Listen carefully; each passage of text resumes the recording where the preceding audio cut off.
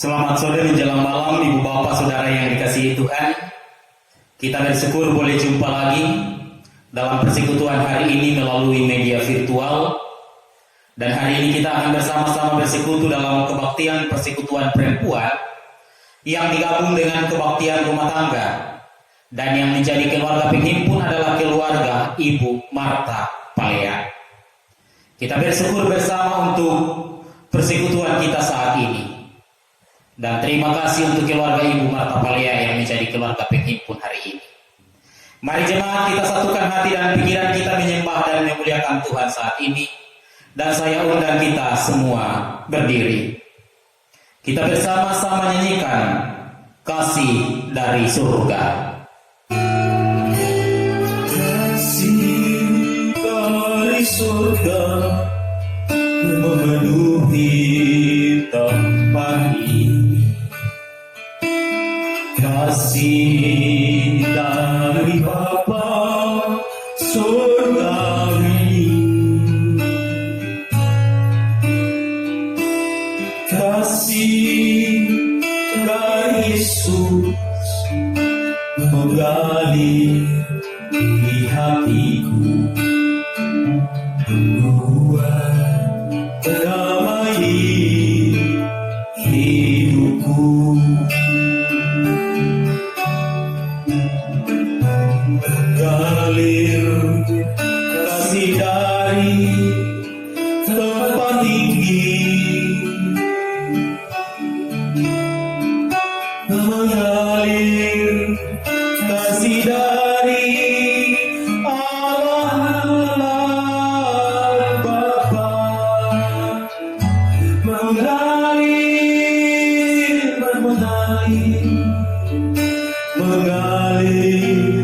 dan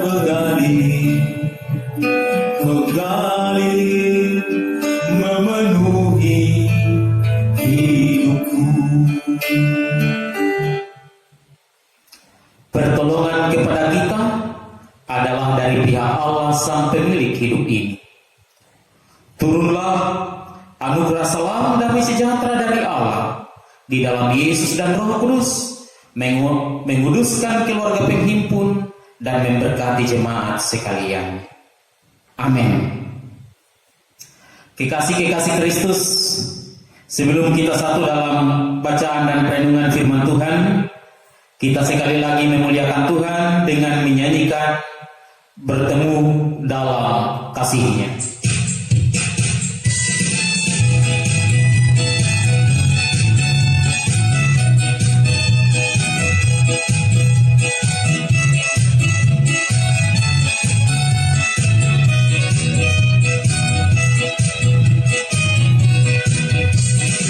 Bertemu dalam kasih-Nya, berkumpul dalam anugerah-Nya, bersuka cita semua di dalam milik Tuhan.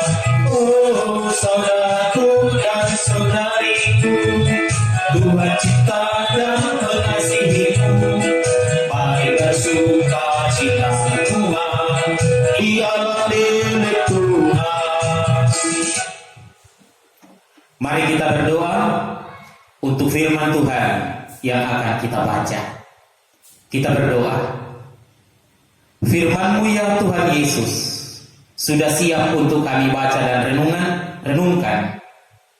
Jemaat-Mu sudah siap. Keluarga penghimpun, keluarga Ibu Marta Palea juga sudah siap untuk mendengarkan firman-Mu. Dilayakkan kami semua dalam roh hikmat-Mu boleh mengerti dan memahami. Kami berdoa kepada Bapa di surga. Haleluya. Amin. Dari kitab Kejadian pasal 37 akan menjadi bacaan dan perenungan kita hari ini. Kejadian pasal 37 ayat 1 sampai 4. Judulnya Yusuf dan saudara-saudaranya, berbunyi sebagai berikut. Adapun Yakub, ia diam di negeri penumpangan ayahnya, yakni di tanah Kanaan. Inilah riwayat keturunan Yakub. Yusuf tatkala berumur 17 tahun, jadi masih muda, biasa menggembalakan kambing domba bersama-sama dengan saudara-saudaranya, anak-anak Bila, anak-anak Silpa, kedua istri ayahnya, dan Yusuf menyampaikan kepada ayahnya kabar tentang kejahatan saudara-saudaranya. Israel lebih mengasihi Yusuf dari semua anaknya yang lain, sebab Yusuf itulah anaknya yang lahir pada masa tuanya, dan ia menyuruh membuat jubah yang maha indah bagi dia. Setelah dilihat oleh saudara-saudaranya bahwa ayahnya lebih mengasihi Yusuf dari semua saudaranya, maka bencilah mereka itu kepadanya dan tidak mau menyapanya dengan ramah. Demikian firman Tuhan. Dan yang berbahagia adalah saya dan jemaat sekalian ketika selalu mau merenungkan firman-Nya siang maupun malam. Jemaat yang dikasihi oleh Kristus Yesus,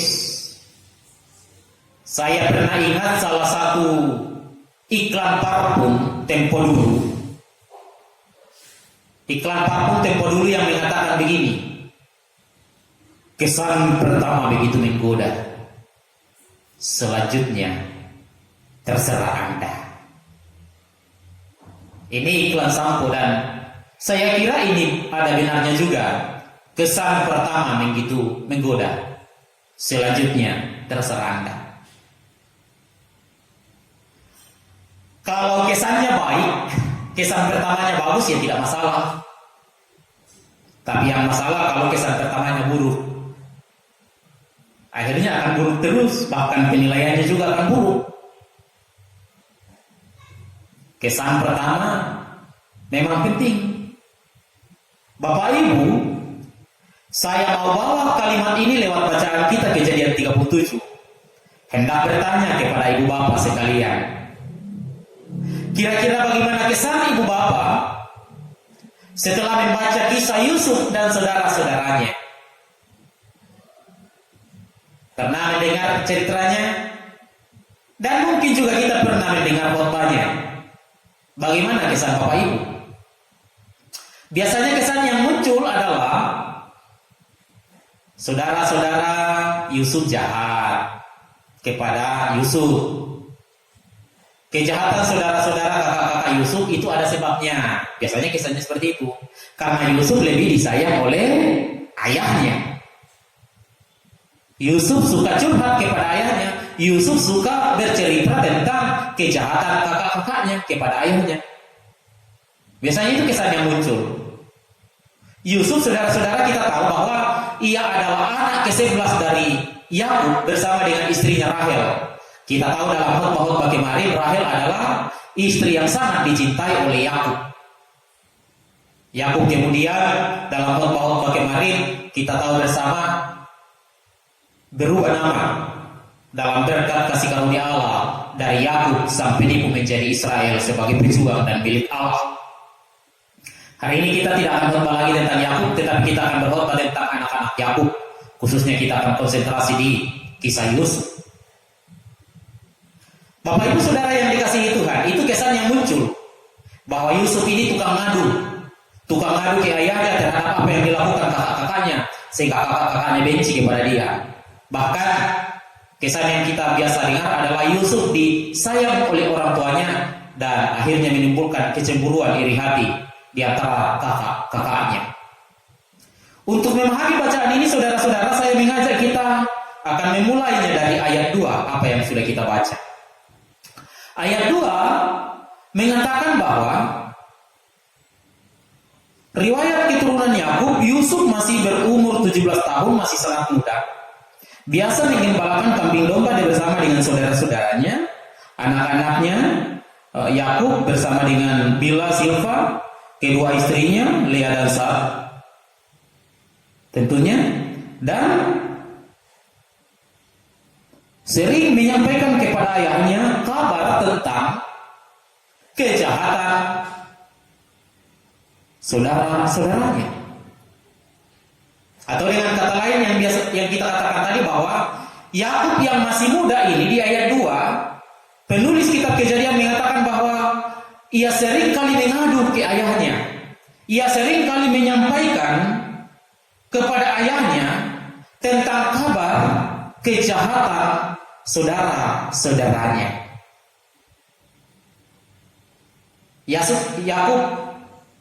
Yusuf di mata saudara-saudaranya itu tukang ngadu. Jadi kesan saudara-saudara Yusuf kepada Yusuf adalah Yusuf adik bungsunya saat itu, belum ada Benyamin, adalah si tukang ngadu, selalu mau cari perhatian kepada ayahnya. Jadi kesan saudara-saudara Yusuf kepada Yusuf adalah kesan yang negatif. Apalagi kalau kita baca ayat 5 sampai ayat 9 seterusnya saudara-saudara, di situ dijelaskan Yusuf bermimpi dan mimpinya ia menjadi penguasa dan saudara-saudaranya hormat kepada dia, membuat saudara-saudara Yusuf semakin marah. Tidak mungkin kami akan menyembah engkau sebagai seorang raja, kamu kan yang paling bungsu, yang paling adik. Jadi itu yang terjadi. Saudara-saudara Yusuf punya kesan yang tidak bagus, penilaian yang tidak bagus kepada Yusuf. Bahwa dia tukang ngadu, tukang mimpi, hanya tidur, tidak mau kerja, dan pada akhirnya mimpi yang tidak-tidak. Penilaian negatif. Kesan pertama yang tidak bagus akhirnya apa? Karena kesannya tidak bagus kepada adiknya, penilaiannya tidak bagus kepada adiknya, akhirnya terus-menerus negatif, membuahkan kejahatan, hendak membunuh Yusuf. Yang pada akhirnya kita tahu mereka menjual Yusuf kepada saudara-saudara dari Mesir. Jadi bayangkan efek yang tidak bagus dari sikap negatif kepada orang lain, menimbulkan berbagai macam pikiran yang negatif pula dan tindakan-tindakan yang negatif pula bagi sesamanya. Itu dari posisi mengapa saudara-saudara Yusuf membenci Yusuf, karena Yusuf ini tukang ngadu menurut mereka. Menurut kakak-kakaknya Yusuf ini tukang cerita, tukang gosip. Penilaian yang tidak bagus dari kakak-kakaknya Yusuf. Lalu bagaimana kalau kita melihat dari posisi Yusuf? Kita kembali ke ayat 2 menjelaskan bahwa Yusuf masih sangat muda, 17 tahun. Umur 17 tahun pada saat itu masih sangat muda. Masih sangat muda berarti masih sangat polos. Dan dia menceritakan, dikatakan sering menceritakan kepada ayahnya kabar tentang kejahatan saudara-saudaranya. Jadi Yusuf yang masih muda ini menceritakan fakta bahwa memang kakak-kakaknya jahat. Jadi dia tidak bergosip, dia tidak cari-cari muka. Ayat 2 mengatakan kejahatan saudara-saudaranya. Kalau kita baca saudara yang dikasihi Tuhan, memang selanjutnya kita akan melihat dalam kitab Kejadian pasal selanjutnya ada kejahatan yang dilakukan oleh saudara tertua Ruben. Ini kejahatan amoral dalam keluarga Yakub saat itu. Jadi memang Yusuf menceritakan apa sebenarnya yang terjadi. Jadi Yusuf tidak mengada-ngada, tetapi menjelaskan dan menceritakan sesuai dengan fakta bahwa memang saudara-saudaranya kakak-kakaknya jahat. Jadi dia tidak mengada-ngada. Yusuf masih muda, masih polos. Ia menceritakan kepada ayah, bahkan mimpinya dia ceritakan. Itu bagian dari curhat anak kepada seorang ayah. Yusuf tidak cari-cari sensasi, tetapi dia curhat keakraban, keintiman seorang anak dengan seorang ayah. Karena ia masih muda, ia polos. Ia polos menceritakan apa adanya. Ini kan yang biasa kita lihat, kalau orang itu masih polos, oh dia plong, cerita apa adanya. Makanya kalau ada kejahatan dan polisi yang berwenang hendak mencari informasi, biasanya mereka bertanya kepada anak-anak, karena anak-anak memang polos menceritakan apa adanya. Dia sulit untuk berbohong. Beda dengan orang yang sudah dewasa, biasanya pandai, pintar berbohong. Ini dari sisi Yusuf. Yusuf muda polos, menceritakan apa adanya, fakta bukan gosip, sesuai dengan apa yang sebenarnya, bahwa memang kakak-kakaknya jahat. Dia tidak mencari sensasi atau nama baik, tetapi betul-betul dia curhat. Curhat sebagai ungkapan, ekspresi, rasa akrab, rasa intim, dekat dengan ayahnya.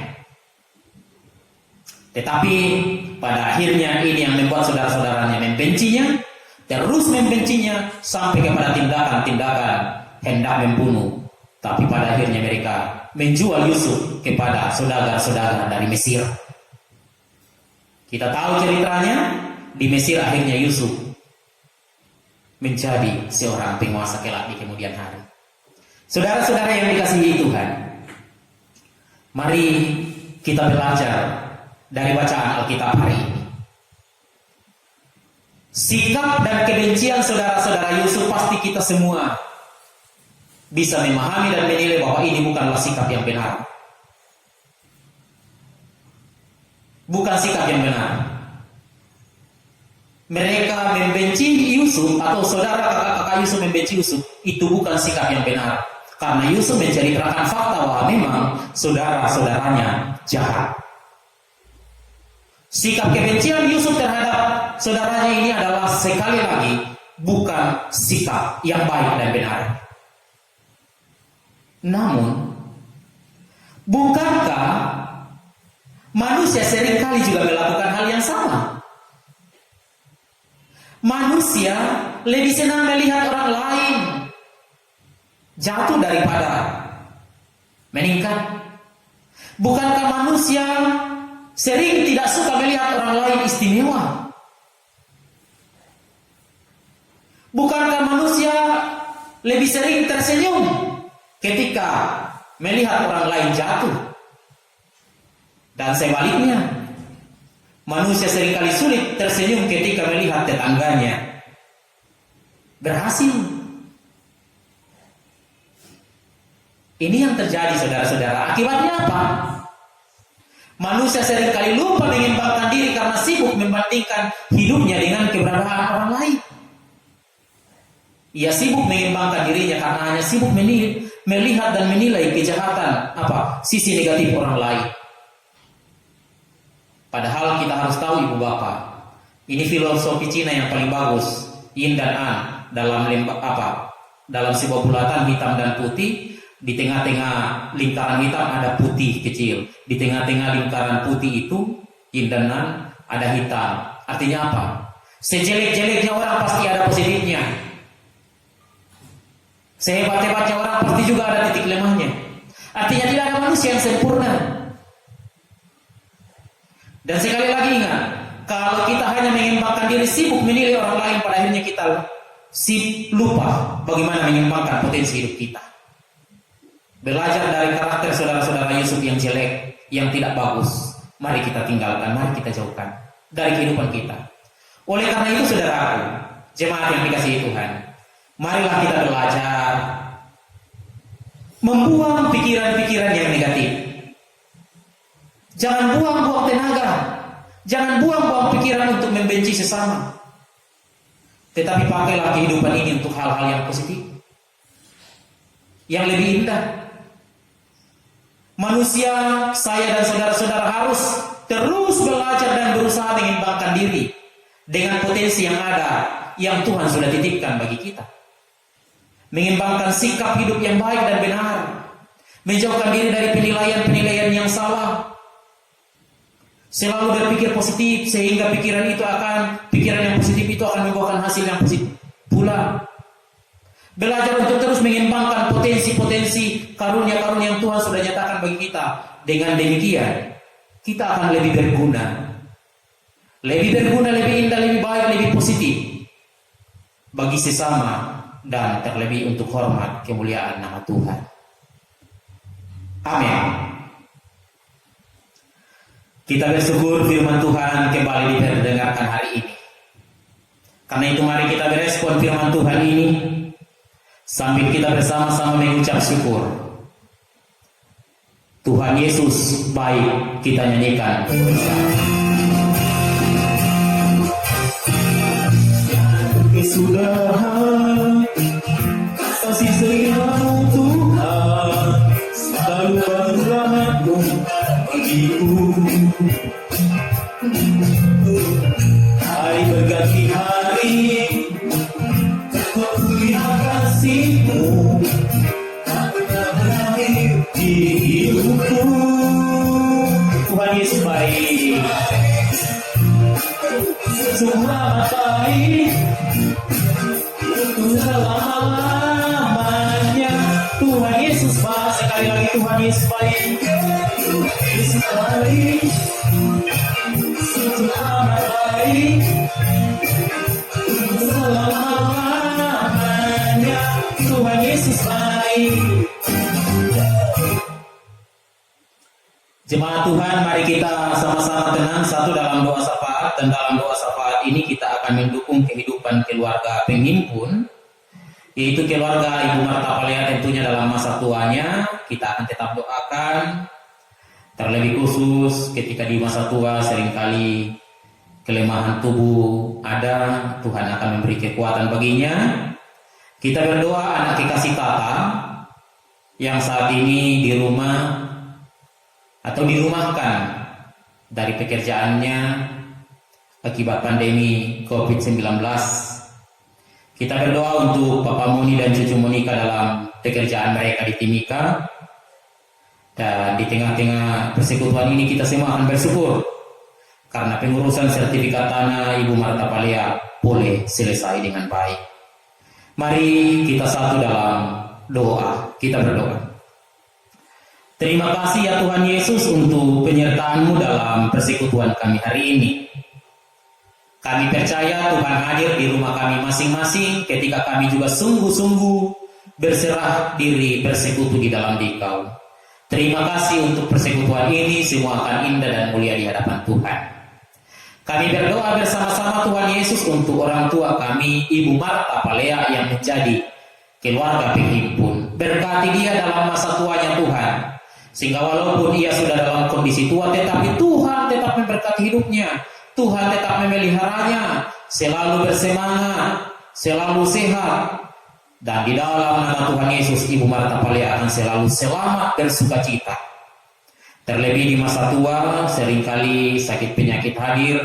Tuhan kuatkan dia, sehingga ia tetap sembuh, tetap sehat, tetap kuat di dalam nama Tuhan. Ibu Marta Palea bersukacita. Kami berdoa untuk anak-anak, berkati mereka dalam rumah tangga, berkati mereka dalam pekerjaan, berkati mereka anak-anak cucu dalam kehidupan, terlebih khusus anak kekasih-Mu Tata.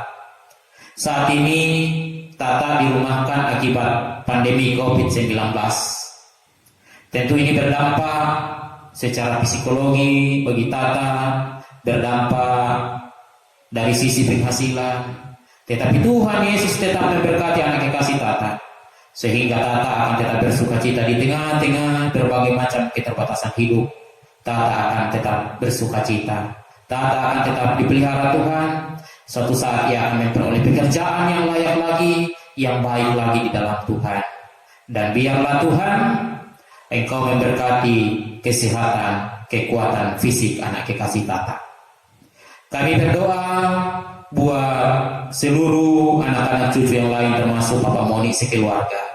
Berkati dalam rumah tangga, dalam pekerjaan mereka di Timika, sehingga mereka semua tetap sehat, sukacita, dan biarlah suatu saat mereka berjumpa dengan orang tua dengan penuh damai sejahtera. Bahkan cucu Monika juga ada dalam lindungan kasih-Mu, menjadi cucu yang baik dan bertumbuh kembang dalam kasih-Mu. Sekaligus cita-citanya akan berhasil di dalam nama Tuhan. Berkati masa mudanya. Kami bersyukur bahwa kasih setia Tuhan tidak pernah putus bagi keluarga, sehingga proses pengurusan sertifikat tanah boleh selesai. Terima kasih Bapak. Dan biarlah rumah ini mereka akan tetap menjadi rumah doa. Tuhan tetap hadir memberkati mereka. Berkati semua keluarga Ibu Marta Palea di mana saja mereka berada. Berkati Pak Medisi keluarga yang bersama-sama dengan dia, yang juga memfasilitasi Ibu Marta Palea dalam pelayanan ibadah rumah tangga lewat media virtual. Diberkati Pak Medi, diberkati keluarganya, diberkati jemaatmu, bangsa dan negara dan dunia ini. Berkati persembahan syukur, kami bersama mengucap syukur kepada Tuhan Yesus yang sudah mengajar doa Bapa kami bersama demikian. Bapa kami yang di surga, dikuduskan namamu, datanglah kerajaanmu, jadilah kehendakmu di bumi seperti di surga. Berikan kami hari ini makanan kami yang secukupnya, dan ampuni kami akan kesalahan kami, seperti kami juga mengampuni orang yang bersalah kepada kami. Janganlah membawa kami ke dalam pencobaan, tetapi lepaskanlah kami dari yang jahat, karena Engkau yang punya kerajaan dan kuasa dan kemuliaan sampai selama-lamanya. Amin. Kekasih-kekasih Kristus, kita akan bersama-sama menerima berkat Tuhan. Karena itu saya undang kita semua berdiri. Kita membuka pelengkap Kidung Jemaat 131. Ku yakin Tuhan tuntun langkahku.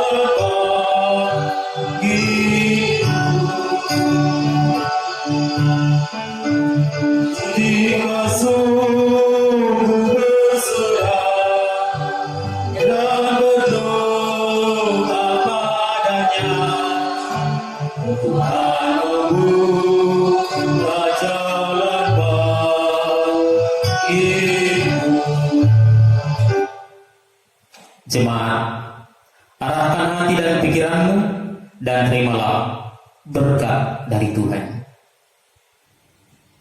Damai sejahtera Allah di dalam Yesus dan Roh Kudus tetap memberkati memelihara Ibu Marta Palea dalam masa tuanya dan pemuda terkasih Mutata. Memberkati anak-anak cucunya, Bapak Monika sekeluarga di Timika. Menuntun Ibu Marta Palea dalam masa tua keluar masuknya di rumah mereka. Dan memberkati jemaat menjalani hidup dengan penuh damai sejahtera sekarang dan selamanya. Amin. Demikian ibadah kita. Terima kasih buat Ibu Marta Palea yang menjadi keluarga penghimpun. Terima kasih buat jemaat. Selamat malam.